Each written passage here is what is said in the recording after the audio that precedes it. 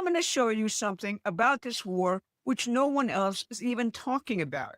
Because from the standpoint of America's enemies, this conflict isn't about Iran at all. Energy is the real dictator of the world. Stable energy is the lifeblood of any economy. Since the petrodollar market began in 1971, oil and gas prices and availability have determined any nation's economic success or failure. But sovereign nations have little to say about any of the pricing or availability. Under that scheme, the Gulf states and Russia produce the oil and gas while profits flow to the City of London. London set the contracts and the prices, pricing everything in dollars, securing a cut for the United States. Peter Navarro documented Iran's role in this looting scheme.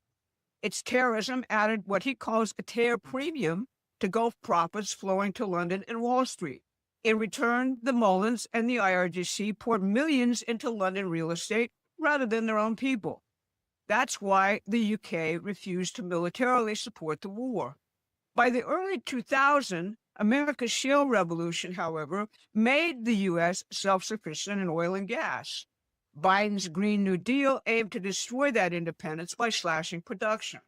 The Ukraine war, aimed at regime change in Russia and control of its oil, gas, and mineral wealth, served the same goal.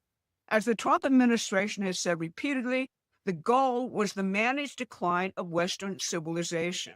At Davos in February, Marco Rubio called on Europe to return to its own values, its history. He said deindustrialization was a conscious policy choice. Since the day he returned to office, Donald Trump has focused on overturning this entire globalist energy system. He massively increased U.S. oil and gas output. We withdrew entirely from the Green New Deal in all its aspects, and Trump ended billions in Ukraine war funding while seeking peace there. He has rewired energy markets through the Iran conflict, smashing the petrodollar scheme and clearing the way for sovereign trade between nations. These moves have even pushed Mark Carney to admit the old order is finished, kaput. The UK and Europe, the centers of that old order, are collapsing. Volkswagen just cut 100,000 jobs in Germany. The Economist warns that limited gas access could crash Europe's economies this winter. Europe's populations are in revolt, with opposition parties leading the polls in the UK, France, and Germany. But their insane leaders insist that continuing the Ukraine war is an economic revival strategy.